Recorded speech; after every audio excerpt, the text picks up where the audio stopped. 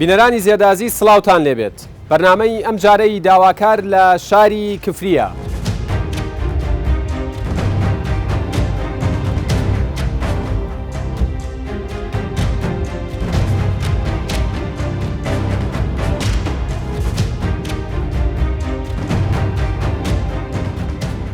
بینەرانی یازی سڵاوتان لێبێت. وەکو لە پێشەکی بەرنامەکە زانیتان هاتووینەتە کفری.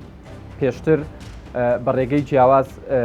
هاوڵاتیان لە کفری داوایان کردبوو کە ئەڵقەیەکی بەرنامەی داواکار بێن نێرە.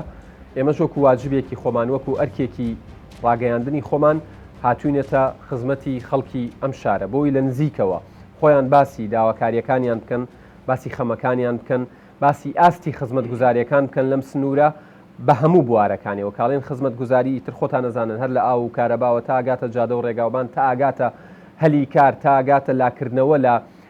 شوێنە گەشتیاری و شوێنەوارەکانی ئەم شارە تا ئاگاتە ئەو بەرهەمانەی کە چەندین ساڵ پێش ئێستا ئێمە لە قۆناغی سەرەتایی ئەمان خوێن کرد. نازانم کفری بە کبریت بەناوبانگە و بە گۆگر بەناوبانگە و خۆتان نەزانن بە نەوت بەناوبانگە و تەواوی ئەم بوارانە. من پێم خۆش نییە لە پێشەکێکە لەوە زیاتر بڵێم، چونکە چوار میوانی ئەزیز و بەڕێزم هەیە، ئەوان لە ناو شارەکەن، لە ناو خەم و کۆژان و معاناتەکانن، ئەوان نەزانن لە شارەکەیان چ کەم تەرخەمیەکەیە چ کەم و کوڕیەکەیە و داواکاریەکانی ئەوانیش لە هەموو داواکاریەک گرنگترە. من چوار میوانم هەیە لە دەستە چەپم دانیشتون، هەرێک لە بەڕێزان مامۆستا ڕەفعەت محەممەد کە چالاکی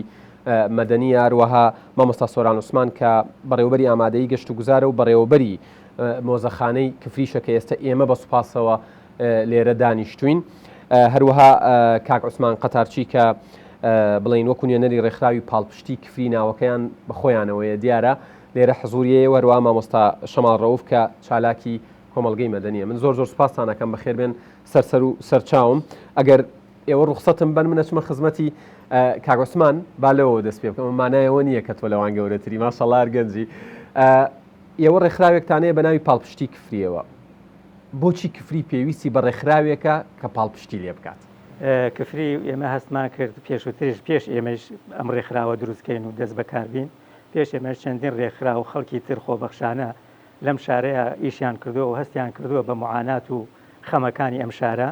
ئێمەش وەکو کۆمەڵی خەڵک هەستمان کرد شارەکەمان لە پەراوێزە ئەژی کۆمەڵی خەمی گەورەی هەیە، شارەکەمان دوورە لە خزمەت گوزاری، دوورە لە هەری کار، دوورە لە بژانەوە، شارەکەمان ئەبینین خەڵک کۆچی تیاکات، خەڵک ئەڕات ئەوانەی کە تەخەڕوجەکەن لە زانکۆ و پەیمانگاکان خوێندن تەواوەکەن دەست بەتاڵ ئەخولێن و هیچ ئیش و کارێکیان نییە. هەموو ئەمانە پاڵنەر بوو بۆ ئێمە کەوا ئێمە ڕێکخراوێک دروستکەین بۆ پاڵپشتی شاری کفری و ئێمە خۆشبەختانش لە 21/2021 کۆنفرانسێکی گەورەمان کرد لە شاری سلێمانی کە هەر لە سەرۆکی حکوومەت و تاوەکو پەرلەمان و وەزارەتەکان و جێگەری سەرۆک و محافظی سلێمانی و ئەنجومەنی پارێزگای سلێمانی و ئیداری گەرمیان و ئەوە هیچ ئیداری شاری خۆمان تێکڕا هەموو ئەمانە کۆمان کردو لە 6 پانێڵە هەموو کێشە و گرفتەکانی شاری کفریمان لە 6 پانێڵە خستە بەرچاو بۆ چارەسەرکردن. بەڵام بەداخەوە تاوەکو ئێستا وەکو پێویست وەڵامدانەوە نەبووە بۆ ئەو هەوڵانەوە. ئێمە لە وەکو پاڵپشتی شاری کفری بەڕاستی هەموو وەزارەتەکان تقریبان پەرلەمانی عێراق، وەزارەتەکانی عێراق ئەوەی کە پێمان کراوە هەوڵمانداوە و پەیوەندیمان پیانەوە کردو و سەردانی خۆتان پیان گەیاند، دەنگی خۆمان بە زیاد و گەیاندووەتە پیان. بەڕاستی کفری پێویستی بە ئاوردانەوەیەکی جددی گەورە هەیە بۆ ئەوەی لە ئەم قەیرانە دەرچێ و لەو بێنازیە دەرچێ. و کفری لە ساڵی 1921 قەزا بووە و پێشتریش لە دەسەڵاتی عوسمانیە کەوا ڕوتبەی لیوای هەبووە کە ئەوش وەکو پارێزگا ئەو کاتە لیوا ئەوا بوو. لەبەری ئەوەی 100 ساڵە کفری قەزایە هەتاوەکو ئێستاکە بەداخەوە هەندێک لە وەزیر هەیە لە هەرێمی کوردستانە نازانێت کفری قەزایە. ئەمە خۆی بۆ خۆی بەڕاستی یەکێکە لە خەمە گەورەکان، یەکێکە لە دەردە گەورەکان، یەکێکە لەو خەمانەی کە ناخی ئێمە هەر تاکێکی ئەم شارە بەڕاستی ئەسووتێنێ. بۆیە ئێمە لە دەستەی پاڵپشتی شاری کفری هەستمان کرد بەو بێنازیە، هەستمان کرد کەوا شارەکەمان ڕۆژ بە ڕۆژ فەرامۆش ئەکرێ. بۆیە بە هەمومان و خۆبەخشانە تاوەکو ئێستا لەسەر گیرفانی خۆمان، لەسەر ئەرکی خۆمان، لەسەر مانوبوونی خۆمان، لەسەر ئیسلاحاتی خۆمان لە پێناو شارەکەمانە هەرچی بکەین وا بزانێ ئێمە هیچمان نەکردو خزمەتی شاری خۆمانەکەین و بە شانازیەوە. سپاس دەکەم کاک عوسمانیان حتمما دێمەوە خزمەتت مامۆستا سۆران. دیارە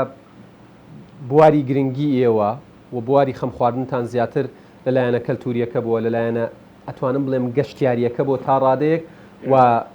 وەکو دەریشەکەوێت لەلایەنی شوێنەوار و کۆکردنەوەی ئەو شوێنەوارانە و هێنانەوەی لە کەلار و لە نازام لە سلێمانی و لە شوێنەکانی دیکە لەم ڕووەوە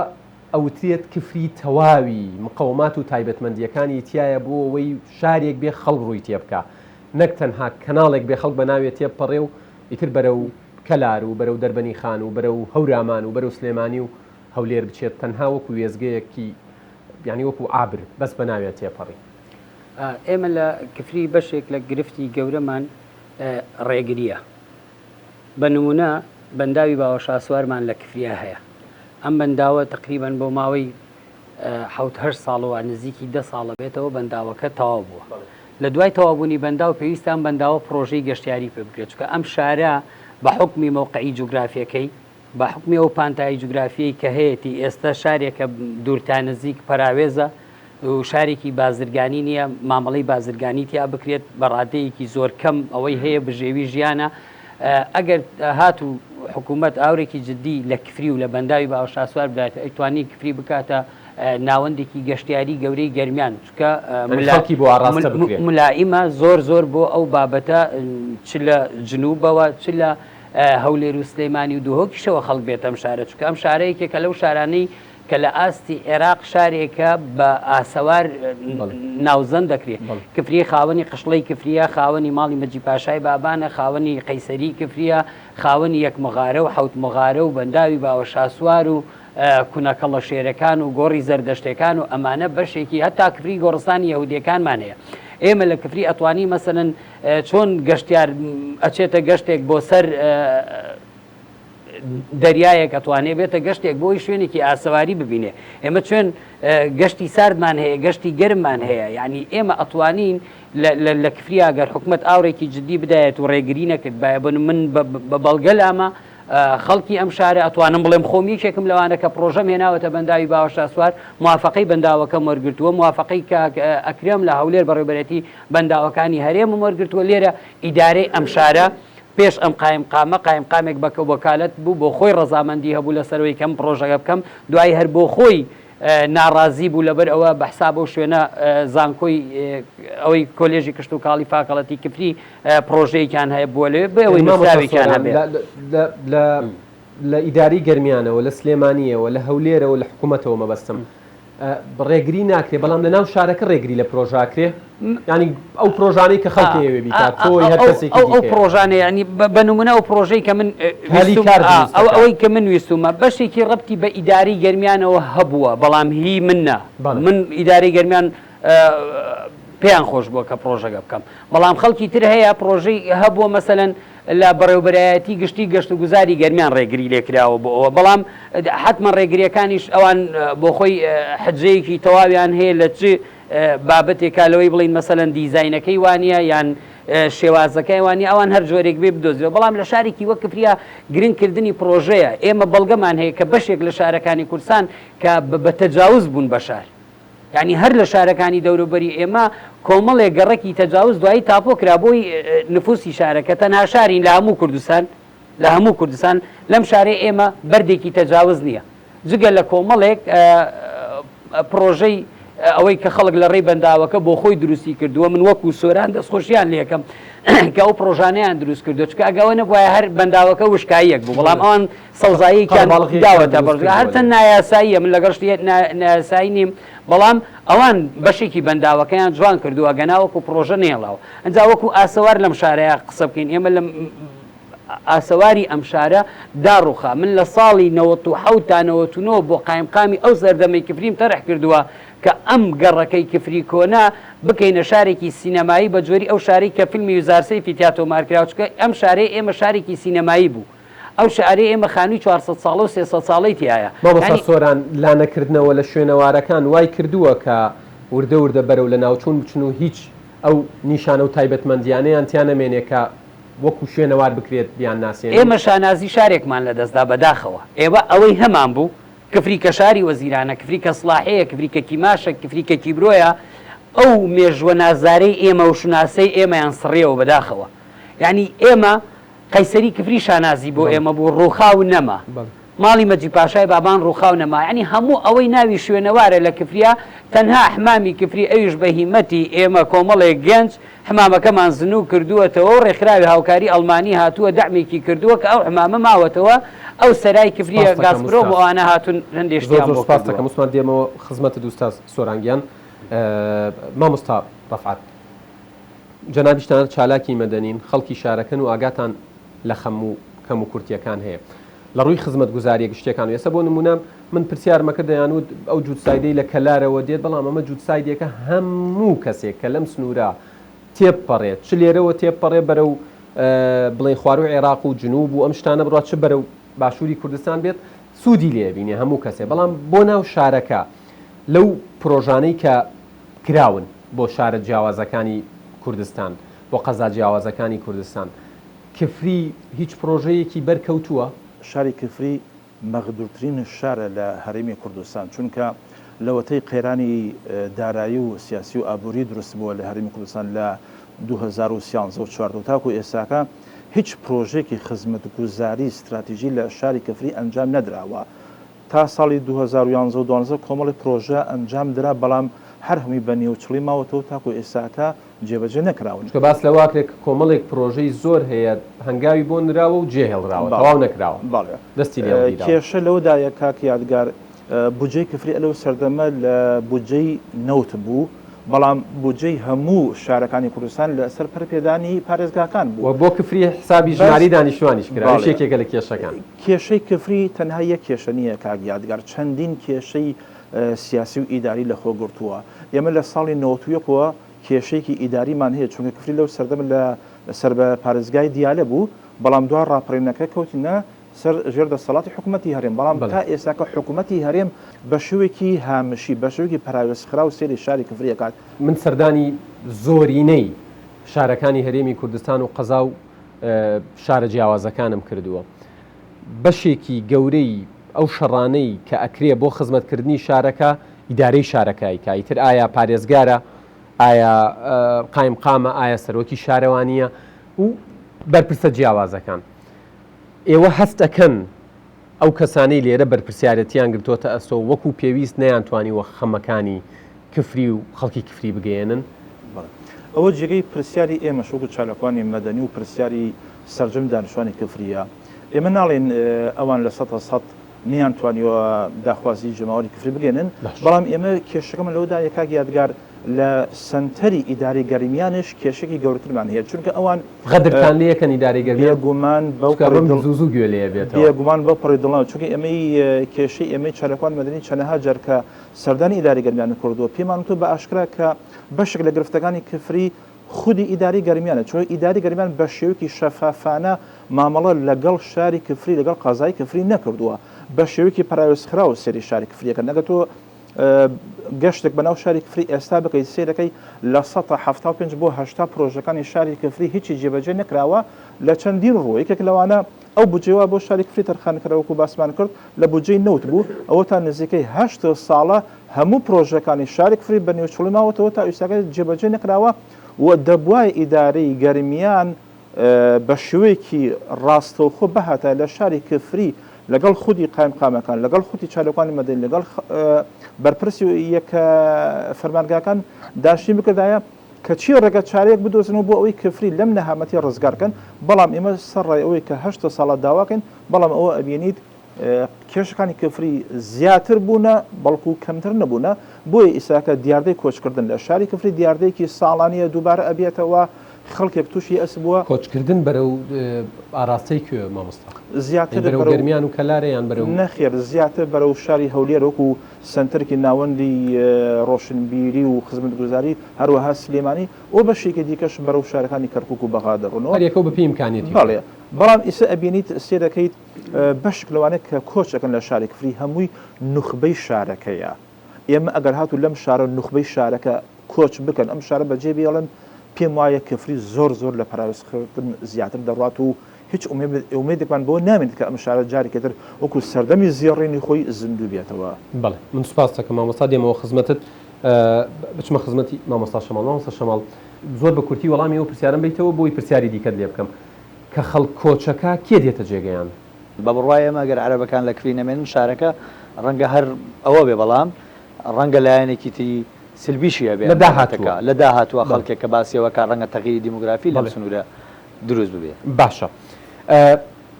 بە نسبەت ئیداری گەرمیانەوە ئەگەر گوزەرێک بکەی بەناو شەقام و جادەکانی کەلارە بەناو کۆڵان و گەڕەکەکانە بژانەوەیەکی زۆر باش هەست پێیەکەی و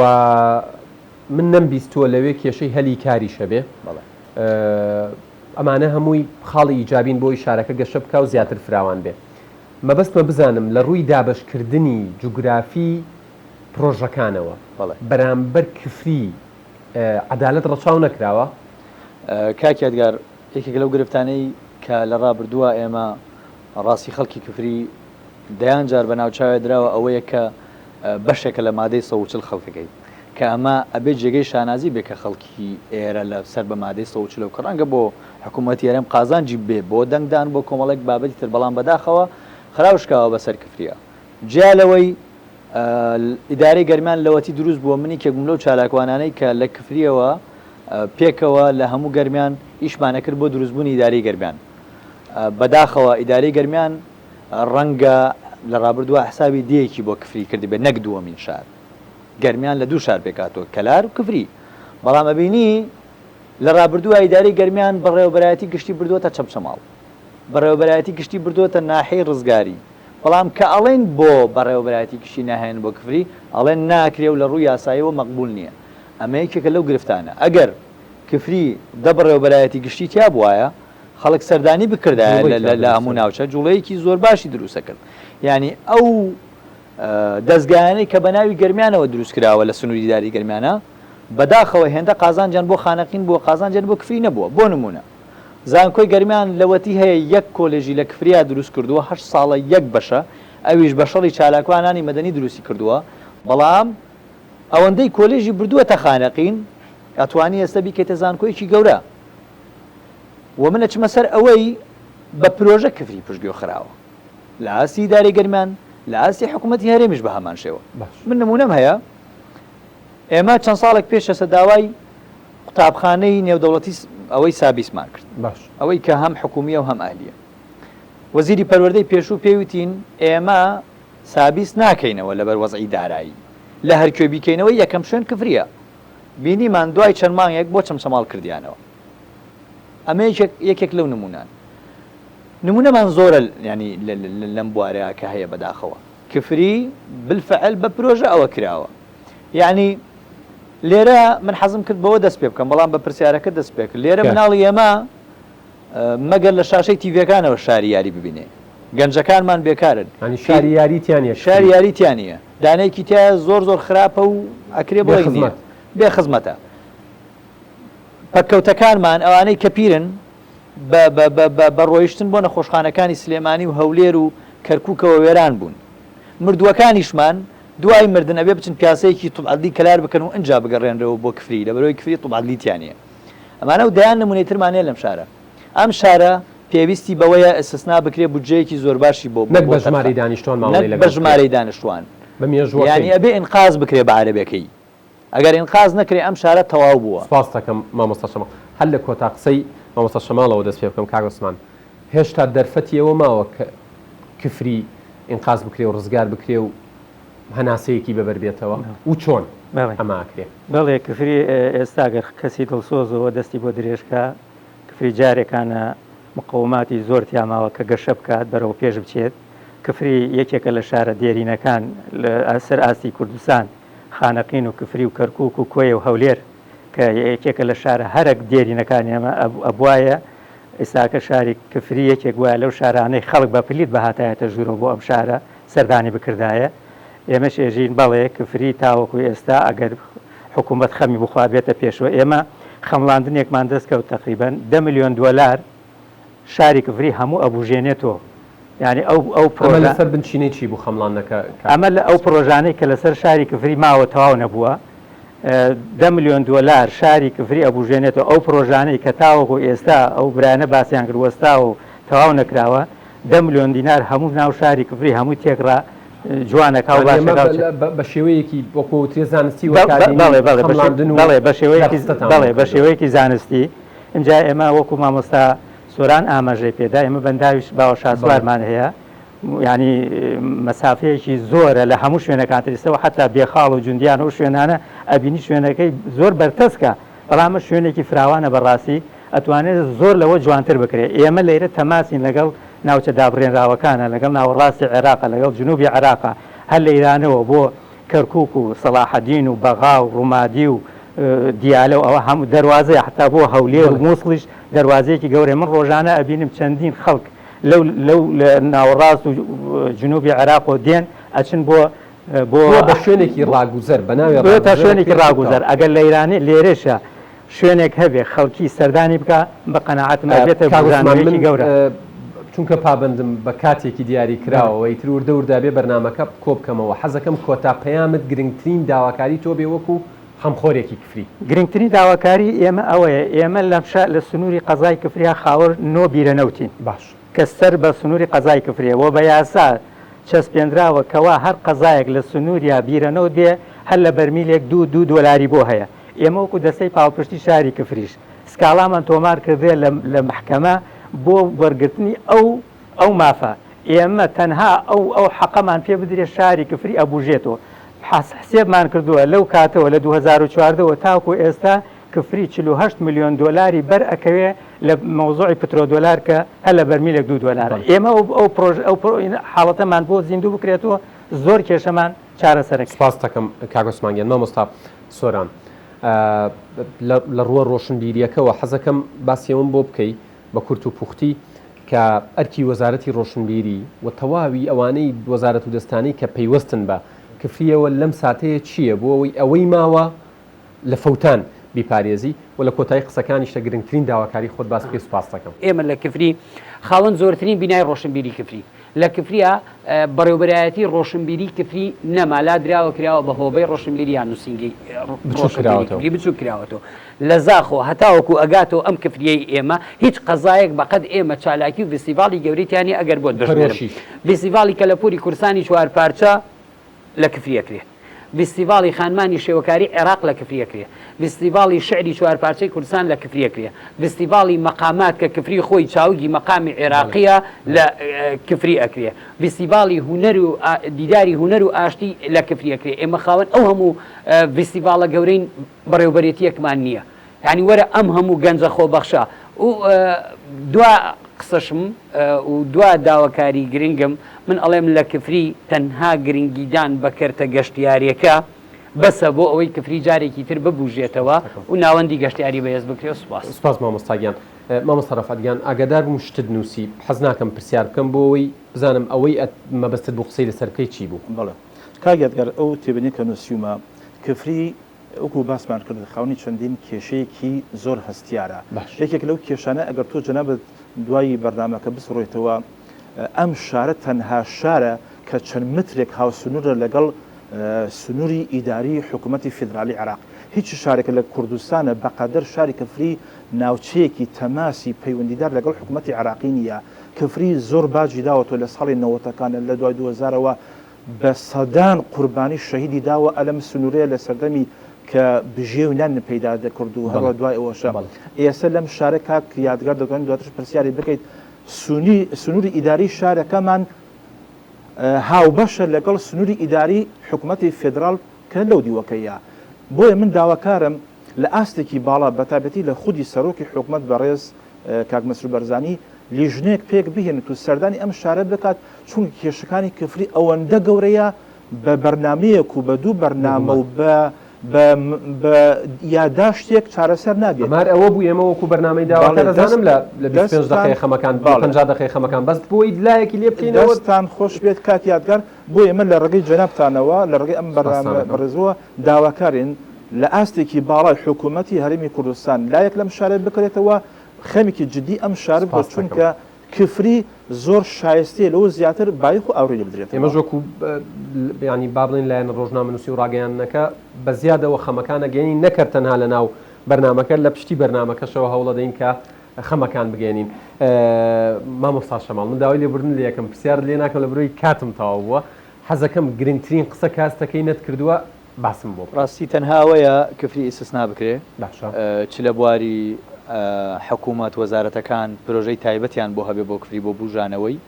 و تەنانەت حزبەکانیش بە هەمان شێوە من یەک نمونەی بچووکە و کۆتایی هێنمەوە لە بواری ئەعلامە کفری خاوەنی دوو ڕۆژنامە بوو تا 2010 بەڵام لەبەر دەعم ئەو ڕۆژنامان نەما ینی گرفتەکە لێرەیە لە ئاستێکی سیاسی و حکومی و تەنانەت منەظەماتی مجتەمەعی مەدەنیش بەم شارە نایەن من لە ئاستێکی زۆر گەورەیە لە منەظەمات بە بەردەوامی هەوڵەدە منەظەمات بێتە ئەیرا خەمی گەنج ینی تۆ سەیکە لە هەموو کوردستانە سنتەری گەنجان هەیە لە کفری دەیان گەنجی حزبی ینی ویستویەتی سنتەری گەنجان بێتە کفری نایەن نەکفری لەبەرچی لەبەرەوەی ئەم شارە ئەگەر تەتەور بک بە دڵنیاییەوە ینی خەڵکەی بینێ ئەم شارە کە چەند لە شارەکانی تر قووەتی هونەری تایە قووەتی داهێنانی تایە پێشکەوتنی تایە ئەم شارەگەر پێش بکەوێت بە دڵنیایەوە بێ دەترس بۆ شارەکانی داواکارێکەوەی وەکوتم ئستثنا بکرێ کفری ئینقاز بکرێ پرۆژەی بەردەوامی بۆ هەبێ جا بکرێتەوە لە تەواوی شارەکانی کوردستان چکە ئەگەر ئەم شارە بمرێ مێژووی نیشتیمانێک بە کاملی ئەمرێ. من زۆر سوپاسانەکەمەێک لە مامۆستا ڕەفات محەممەد مامۆستا سۆران عوسمان کاگۆسمان قەتارچی و مامۆستا شەماڵڕە و زۆر سوپاس کە کاتی خۆتان بەخشی بەو هیوایی توانی بێتمان ینی بەشێکی کەمی خەمەکان باس بکەین لە داهاتووشە بێگومان دیسانەوە کفری پشکیە بێ لە بەرنمەکانمانە وەکو کەناڵی کوردستان 24ش ئەوەندەی پێمان بکرێت بەخەمیەوە دێین بێگومان بۆ تەواوی شارەکانی دیکەشمان دوونە من زۆر سوپاسانەکەم هەر بژین.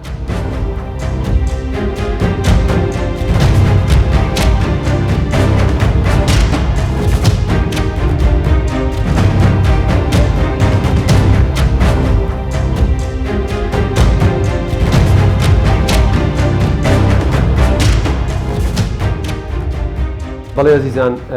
هەر سەبارەت بە داواکاریەکانی خەڵک و دانیشتوانی کفری مناتومەتە خزمەتی جەنابی سەرۆکی شارەوانی کاک قادر فاتح وەیس بۆ ئەوەی کۆمەڵێک پرسیاری لێ بکەم و وەڵامی لێ وەربگرنەوە. کاک قادرگیان من سوپاسانەکەم سوپاس بۆم دەرفەتە کە سەیری تۆڕە کۆمەڵایەتیەکانەکەی کە خەڵکی کفریە دوێنی و ئەمڕۆژ لە بەرنمەکەیە زۆر باسیەوە کرێت کە کفری لە ڕووی پرۆژەوە شار و ناوچەیەکی پشتگوێخرا و ئەوان ئەڵێن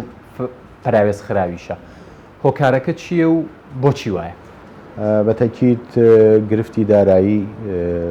دەورێکی کاریگەری هەیە بۆ وەستانی پرۆژەکان و بۆ نمونە ئێمە زیاتر لە 12 ملیۆن دلار پرۆژەمان ڕاگیراوە بە تەواوبوونی ئەو پرۆژانە بەتەکیت کفری گەشەیەکی باش بەخۆیەوە ئەبینێت و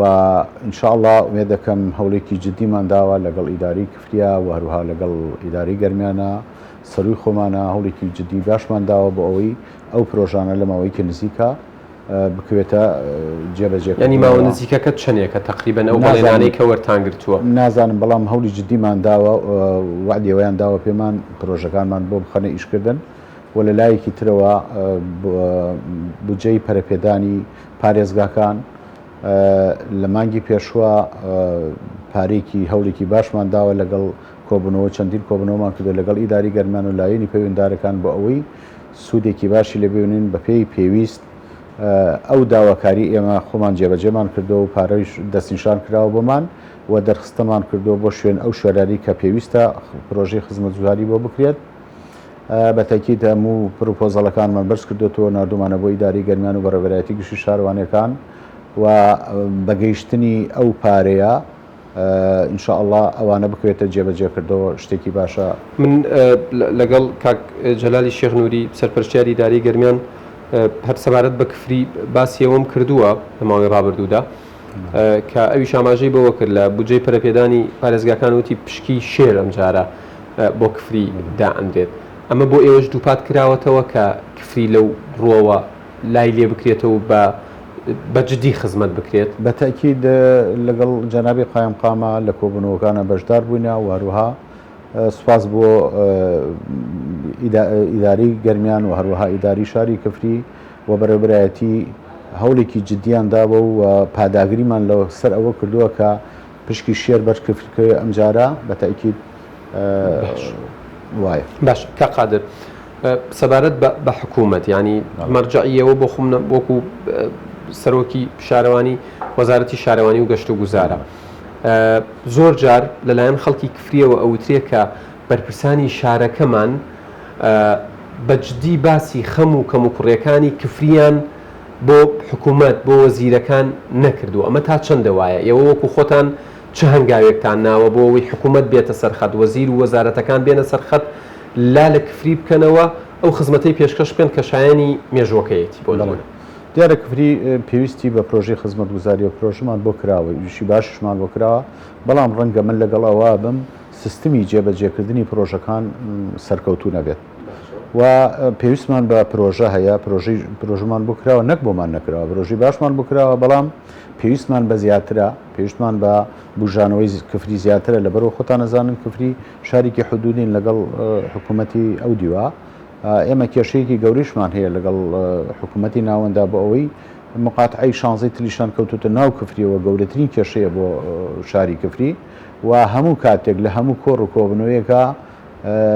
پاداگریمان کردو بۆ ئەوەی پشکی شێر بەرکفری بکەوێ ئیش و کارەکانی کفری پێم وانە ئێمە کەم تەرخەمیمان کرد بێت لەگەڵ ئیدارەیە و هیچ کەم تەرخەمیەکمان نەکردو بۆ ئەوەی پرۆژە بەنسبەت وەزیر و وەزارەتەکان ینی بە تایبەت سەردانتان کردوون خەمەکانی ئەم شارەتان کەم کوڕەکانتان بۆیان باس کردووە یان تا ئێستا دەرفەتیەوەتان نەبوو بە تاکید هەموو کاتێ من بەخۆم بۆ ماوەی چەند ساڵێکە لێرەم پێشتر لە شارۆچکەی سەرقڵا بووم بەڵام کە من هاتوومەتە سەر ئەم شارە سەر ئەم پرۆژەکان ڕاگیراوە بەڵام لەگەڵ ئەوەیشە لە سەرجەم سێکتەرەکانەوە ئیشی باشمان کردووە و شتیشی باشمان ئامادە کردووە مێ دەکەم ئینشاءڵڵا ئەمانە هەموو دەنگی کفریمان گەیاندەوە شوێنی خۆی باسمان کردووە کە کفری پێویستی بە هەلی کارە بۆ نمونە سەدان گەنجمان هەیە لەم شارەیە زانکۆی تەواو کردووە پەیمانگای تەواو کردووە ئیش و بێکارن هەیمان ئێستا تەنها ئەو کۆمپانیای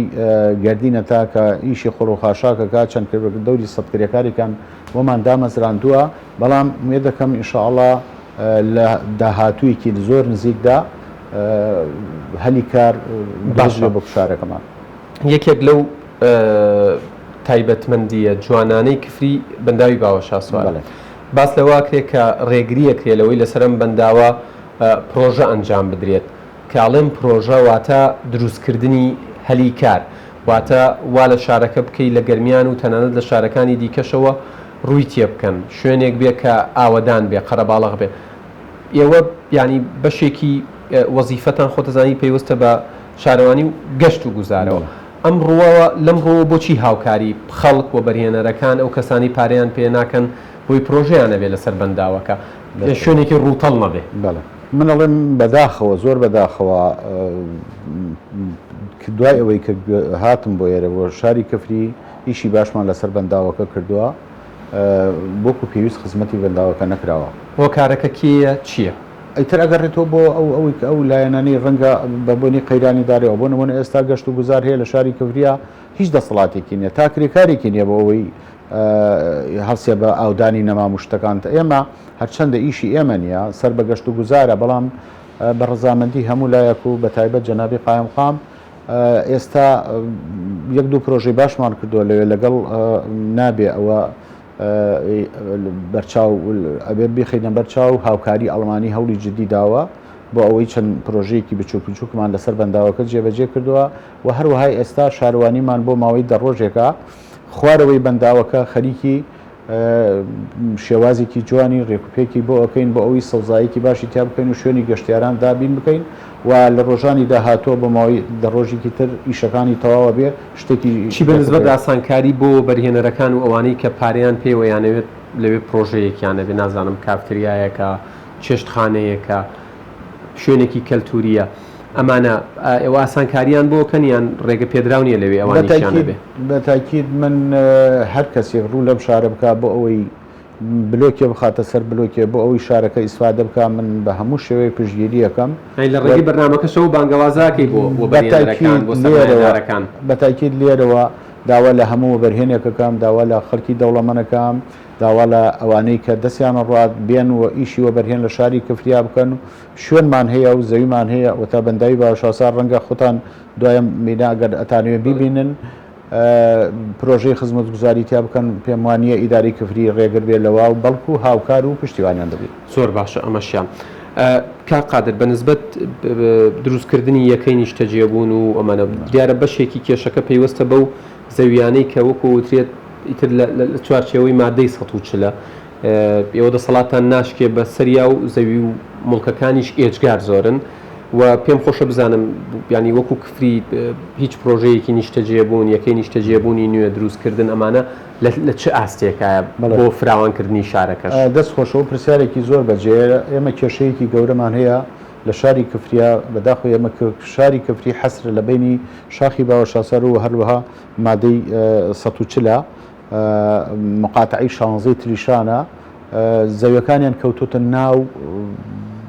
بڵین شارەوانیوە ناو کفریەوە دەسەڵاتیان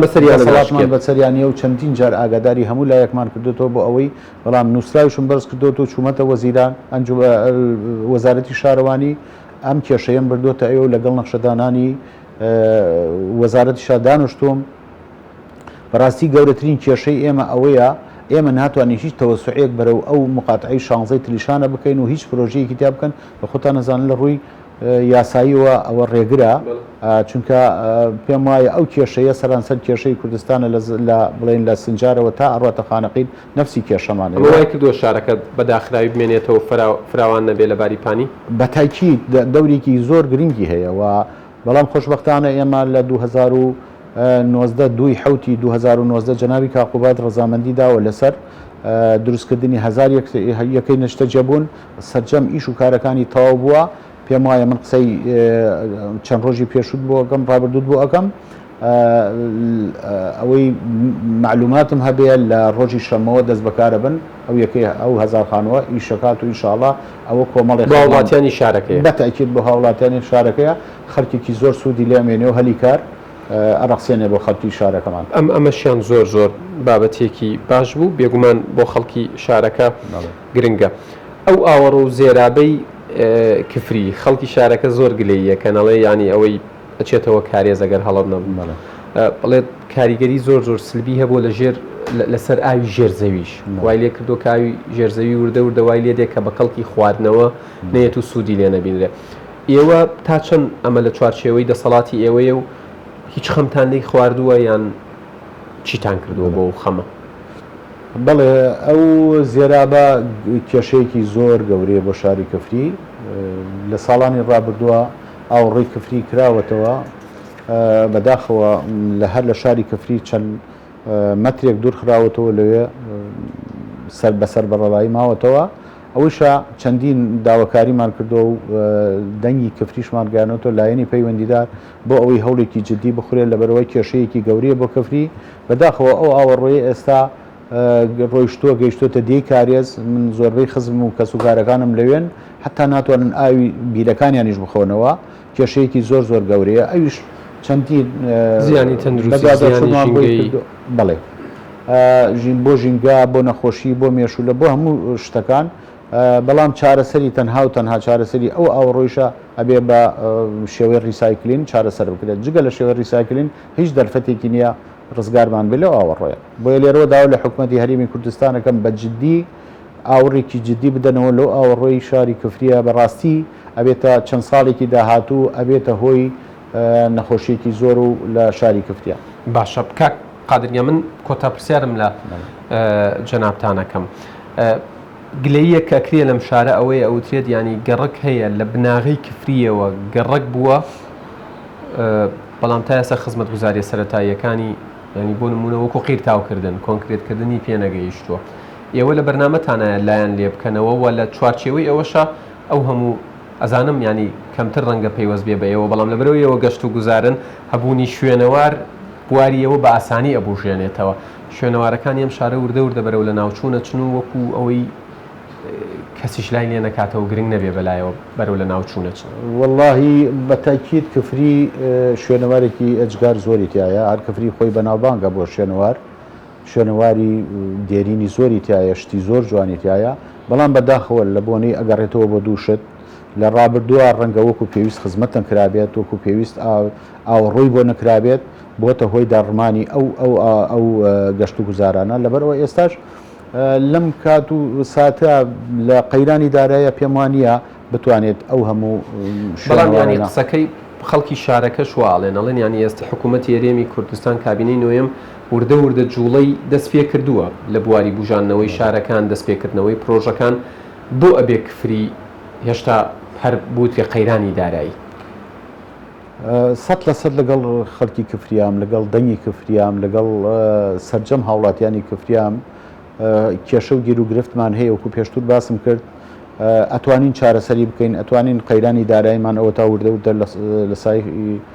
حکوومەتی هەرێمی کوردستانەوە ئینشاءڵڵا وردە قەیرانی داراییمان نامێنێ و چاکە بێت ومێ دەکەم دەستی ئاوەدانکردنەوە درێژ بکرێت زیاتر گەشە بە کفری بدرێ بۆ ئەوەی ئەو کێشە و گیر و گرفتانی و لە خەمی خەڵک کەم بکەینەوە. من سوپاستانەکەم کاک قادر فاتحۆی سەرۆکی شارەوانی کفری بە هیوایی کە ئێوەشی تر لە گەیاندنی دەنگی کفری و خەم و کەم و کورتیەکانی ئەم شارە کەم تەرخەمینە نوێن و چونکە شارەکە شایەنی خزمەتی زیاترە مادوونە بن زۆر سپاس بۆ ئەوەیش بەتایکێت ئینشاءڵڵا نە درێغیمان کردەوە درێغیش ناکەین بۆ خەڵکی خۆمان ئەوەی پێمان بکرێت بە زیادەوە شەوە خەینە سەر ڕۆژ بۆ ئەوەی ئیش و کارەکانمان جێبەجێ بکەین بە شێوەیەکی ڕێکوێت دەست و چاوتان خۆش بێت سپاسانەکەم هەر بژین.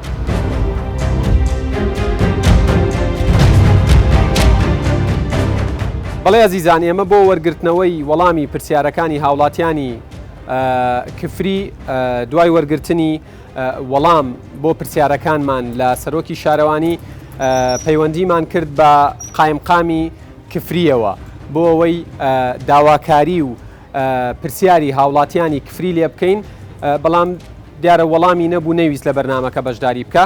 ئێستا ئێمە بەرەو کەلار ئەجوڵین بۆ ئەوەی لێدوان و وەڵامی پرسیارەکان لە سەرپەرشتیاری ئیدارەی گەرمیان وەربگرینەوە لەگەڵمان بن.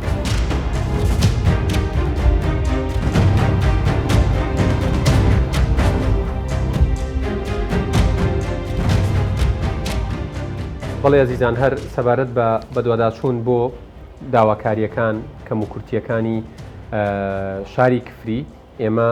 لە کفریەوە هاتوینەتە کەلار واتوینەتە خزمەتی کاک جەلال شێخ نووری سەرپەرشتیاری ئیداری گەرمیان بۆ ئەوەی دەنگی هاوڵاتیانی کفری لە ڕێگەی بەرنامەی داواکاریشەوە بگەێنین بە بەرپرسانی ئەم سنوورە و ئەوەندەی ئەکرێت وەڵام بۆ پرسیارەکان وەربگرینەوە. کاک جەلال زۆر سوپاسی ئەم دەرفەتاکەم ماندوو نەبن گەلەو پرسیارەوە دەست پێ بکەم. کفری ڕەنگە پێویست نەکایەمە بین لێرەیە پێناسی بکەین و باسی مێژوەکەی بکەین ناوێکی دیارە و ڕوونەکە ئەم شارە چی بووە و ئێستا چۆنە خۆیان ئەڵێن شاری وەزیران بۆ ئێستا شارێکی زۆر بێناز و بێخزمەتە. ئێوە وەکو ئیدارەی گەرمیان چ پلانێکتان هەیە باشتر لە ڕابردوو خزمەتی ئەم شارە بکەن؟ دیارە کفری بە کورتی بەشێکە لە مێژووی گەرمیان و ڕاستە ئەو گلیانە هەیە لە کفری بەڵام ئەتوانم بڵێم هۆکارەکان زیاتی نین مەوزوعین و بە حکمی موقعی جوگرافی و بە حکمی ئەوەی کە لە ڕاستیە دەوروبەری کفری یاخۆت پارێزگەکانی نزیکی کفری وەکو دیالە وەکو کەرکووک ئەبنێتی باش نییە کە ئەوە دەرەوە ئیداری هەریمە واکاتە جوڵەی بازرگانی لەو ناوچانە کەس بێت ئەمەش هۆکارە بۆ ئەوەی کە هەر ناوچەیەک خۆتانزانن پەیوەندی بە جوڵەی بازرگانی و هەیە کە ئاستی گەشەکەی تا چەند بێت بەڵام ئەوەی کە لای ئیدارە بێەوە ئەو لای حکوومەت بێ درێخی نەکراوە لە بابەتی بودجە و تەرخانکردنی بودجە لە بەرەو خۆتانزانن بودجە بە تایبەتی بودجەی پەرەپێدانی پارێزگەکان بە پێی سەرژمێری دانیشتوانە و هیچ شارێک بۆ شارێکی تر ڕزامەت نییە و قبولی ناکات کە بودجێ شارێ بدرێ بە شارێکی تر. ڕاستە ئەتوانم بڵێم کفری پرۆژەی خزمەتگوزاری تیاجی بەجێ کراوە بەڵام لە ئاستی هاوڵاتیانە نیە لە ئاستی طموحی هاوڵاتیانە نییە. هۆکارەکەی بەشێکی ئەگەڕێتەوە بۆ ئەوەی کە لە شار و شارۆچکەکانی تر کە جوڵەی بازرگانی باشترە گەشەی زیاتر ئەبێت. بۆ نمونە ئەگەر بەراوردی بکرێت لە نێوان کەلار بۆ قەزای کفری بەشێک لە وەبەرهێنەرەکان و دەوڵەمەندەکان لێرە پرۆژەی جۆران جێبەجێ هاوکاری ئیدارەی بێگومان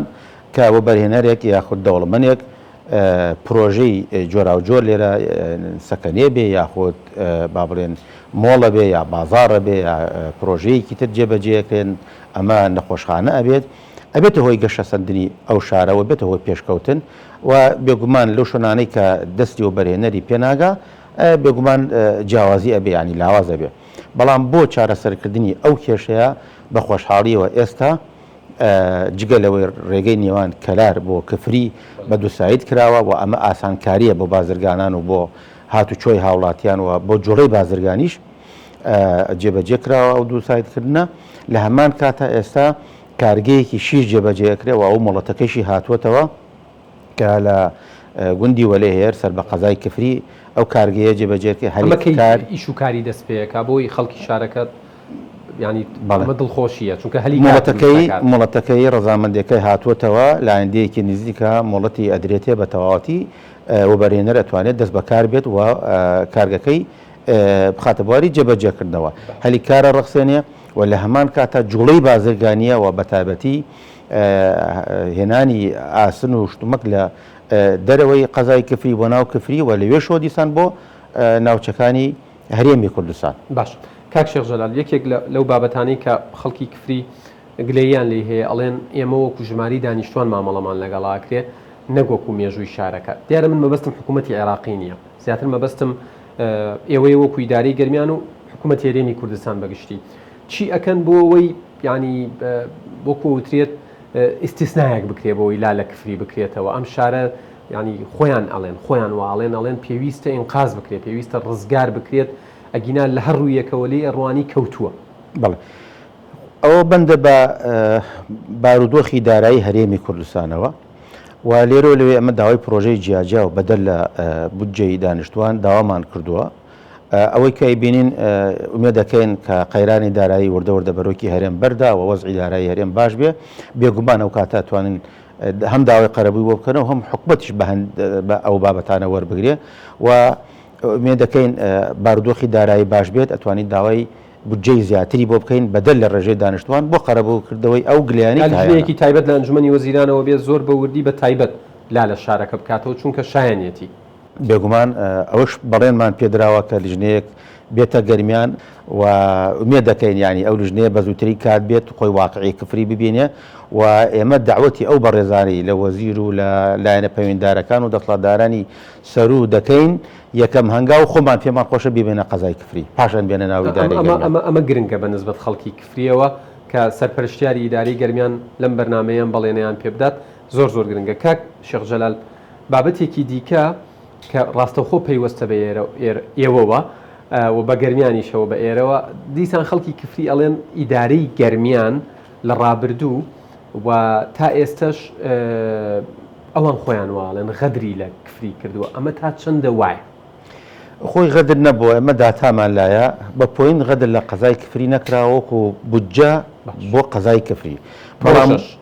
بەڵێ خۆی ئاتەن پرۆژە قوزانی بە بودجە بەڵام وەکو ئاماژەم بۆ کرد بەشێکی پەیوەندی بە سەرمایەدارانەوە هەیە بەشێکی پەیوەندی بە پرۆژی و بەرهێنانەوە هەیە ئەمەوە ئەکانی ئەو شارە هەست بەغۆ بم بکە لەلایەکیش باسم کرد ینی بۆ نەجۆڕی بازرگانی لەوێ بە حکمی موقعی جوغرافی کەس بووە دیسان گلیانە بێت بەڵام لە ئێستادا کۆمەڕی ئیشی باشی تێئاکرێت جگە لەو کارگەیە کە باسم کرد قەرار وایە کارگەیەکی تری زەبەلاح بێتە سنوورەکە پرۆژەیەکی ئێمە ینی هەزاری شوێنی نیشتەجێبوونەکەن شتێکی لەو جۆرە ئێستا هەزار یەکەی نیشتەجێبوون لە مۆڵەتی کۆتایی وەرگرتووە ئینشەڵا لە ئایندەیەکی نزیکا چێتە بواری جێبەجێکردنەوە و کەسێکی تر لە قەزای کفری داوای 400 یەکەی نیشتەجێبوونی تری کردووە ڕاستە خۆی من نووسرامان بۆ کردووە بۆی مامەڵەکانی تەواو بکە داوای عەلوەیەکیان کردووە ڕاستە خۆی هاوکاریمان کردوون نووسرامان بۆ کردوون ئەمانەوێ هەندێک پرۆژەی تر کە هاوڵاتی داوای بکات لە ڕێگە و بەرهێنانەوە چتێ بواری جێبەجێکردنەوە ئەمەی قسەی بەشی کۆتایی قسەکەت ڕێک پێیوەستە بەم پرسیاری کە من بەنیازم لە جەنابتانی بکەم و کۆتا پرسیاریشمە بێت بۆ نمونە ئێمە بەنداوی باوە شاسوارمانێن شوێنێکی جوانە وەکو ئەوترێت زۆر تایبەتمەندی جوان لە کفریا هەیە ینی لە ئاوە لە شاخە لەو معالم و تایبەتمەندیانەیە کە ینی وەکو شوێنەوار بەخشیوێتی بە کفری بەنداویشی تایە ئەم بەنداوە ئێوە چۆن جەنابتان وەکو سەرپەرشتیاری ئیداری گەرمیان چۆن بانگهێشتی وەبەرهێنەرەکانەکەن بانگهێشتی گەنجەکانەکەن بانگهێشتی هەموو کەسێکەکەن کە پارەیەکی پێیە بێت چواردەوری ئەم بەنداوە لەو ڕووتەڵیەی ئێستا هەیە بیکا بە شوێنێکی یاوەدان نەکرد لە ناو کفری لە شوێنی جیاوازی شەوە ڕووی تێ بکرێت بێگومان ساڵێن هاوکاری نەبووە ئاسانکاری نەبووە لێرە لەوێ ئەمە هێشتمان کردوون ینی سەرمایه‌داران و ئەوانەی پرۆژەی گەشتیاریەکەن هەر پرۆژەیەکی تر بێت لە قەزای کەفری بەڵام دیسان ئەوەیش کەمە پەیوەندیمان بە چەندین و بەرهێنەر و سەرمایه‌دارەوە کردووە ئەوەش دیسان پەیوەندی بە قەیرانەوە هەبوو لەبەرەوە بەرهێنەر یاخو سەرمایه‌دار دڵنیان لەبووە کە قەیرانەکە چۆنەوە بۆ کوێ ئەڕوا بۆیە نەیتوانێت پرۆژە پارەی خۆی بخاتە گەڕ لەوێ بەڵام ئومێد دەکەین و بانگهێشتی خەڵکشمان کردو دەوڵەمەندەکان با بڵێن پرۆژە بخەنە بواری جێبەجێکردنەوە و ئەمە هەموو هاوکاری و ئاسان کاریەکیان بۆ دەکەین ومێدمان هەیە لەمە بەدووە کە قەیرانی دارایی کۆتایی پێبێت پرۆژەی جۆرا و جۆر و ئاسانکاریش بۆ و بەرهێنەر دەکەین و لە کەناڵە بەڕێزەکەشتانەوە بانگهێشتی هەموو سەرمایه‌داران لە هەر کوێیەکە بن بێن سەردانی گەرمیان بکەن سەردانی قەزای کفری بکەن و هەر شوێنێک کە پیان باش بێت بۆ هەر سێکتەرێک بیانەوە پرۆژێ و بەرهێنان بکەن ئێمە هاوکاریانەکەن. کاک جەلال شێخ نووری سەرپەرشتیاری ئیدارەی گەرمیان من زۆر سوپاسی و کاتەکەم کە بە بەرنامەی داواکارت بەخشی سوپاس بۆ زانیاری و سوپاس بۆ وەڵامەکان ماندوو نەبن زۆر سوپاس بۆ هەر بژین.